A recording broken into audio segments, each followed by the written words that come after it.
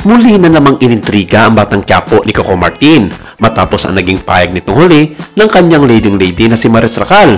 Sa high stakes, high drama world ng Philippine showbiz, walang rule na mas hinangad o masumpain kaysa sa pagiging leading lady ni Coco Martin. Ang pagiging kasosyo niya sa screen ay garantisadong isang top rating na palabas, isang napakalaking bagong taga-subaybay at isang hindi maikakaila na superstar. Ngunit bakit pa nga ba gumagawa na naman ng ingay si Maris? Ngunit ang karangalang ito ay dumarating sa isang mapanganib na laga. Nangangahulugan ito na maging target ng pinakamasugid na pagpapadala ng mga digmaan sa industriya. At gaya ng bulong-bulungan, nagaan-anya sa tamimik, matinding pagsisiyasat ng isang babae. Ang totoong buhay, matagal ng reyna si Julia Montes. Isang bagong harapan sa nagaganap na Cold War na ito ang sumabog sa publiko at ang headline is a Declaration of Defiance kung saan walang takot na sinabi ni Maris Racal sa publiko na kung minsan ay hindi siya nagsusuot ng panty sa set ng Batang Quiapo. Ayon sa leading lady ni Coco Martin, ginagawa niya raw ito para sa kanyang comfort sa mga hirap at maaksyong maaktingan sa set ng nasabing serye. Wala naman daw siyang intensyon na manira o siraan iba sa kanyang payag nito at ayon sa kanyang malaya naman sino sa bansa na magpayag ng kanilang damdamin sa publiko nang walang sinasagasaan.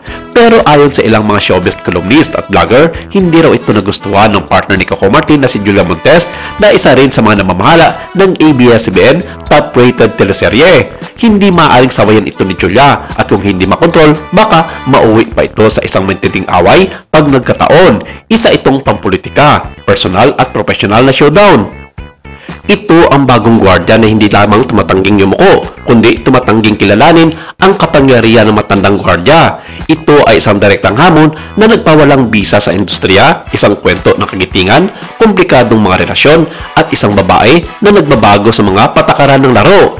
Ayon sa mga tagaloob sa Batang Quiapo, hindi maaring hindi magselo si Julia Montes sa lantarang ginagawa ni Maris Racal na mag-ingay sa social media na ayon sa ilan, para bang pinaparinggan nito si Coco Martin at inaakit sa pamamagitan ng ilang mga diskarte. Sa mundo ng showbiz, dito isinilang ang selos. Si Julia Montes, isang babaeng nagsakripisyo ng isang dekada ng kanyang buhay at karera para mapanatili ang halos pathologically pribadong relasyon kay Coco Martin, ay muling pinilit na makita ang kanyang partner na ipinagdiwang, sinasamba at minsan ay inaakit.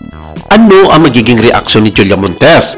Ang tumugon sa publiko ay ang pagsira sa sarili niyang maingat na ginawang imahe ng pagiging tahimik, marangal na reyna. Ito ay isang pag-aamin sa publiko na magiging dahilan ng isang selos o kaya pambabastos sa nasabing serye. Bilang isa sa mga boss ng Batang Quiapo, ang manatiling tahimik, gayunpaman ay upang payagan si Maris na manalo sa ronda ito. Ito ay upang hayaan ang matapang na bagong dating na muling tukuyan ang pabago-bagong mga kapangyarihan. Binago ni Maris Racal ang laro. Kinuha niya ang sumpain na papel ng leading lady ni Coco at sinuot ito bilang armor.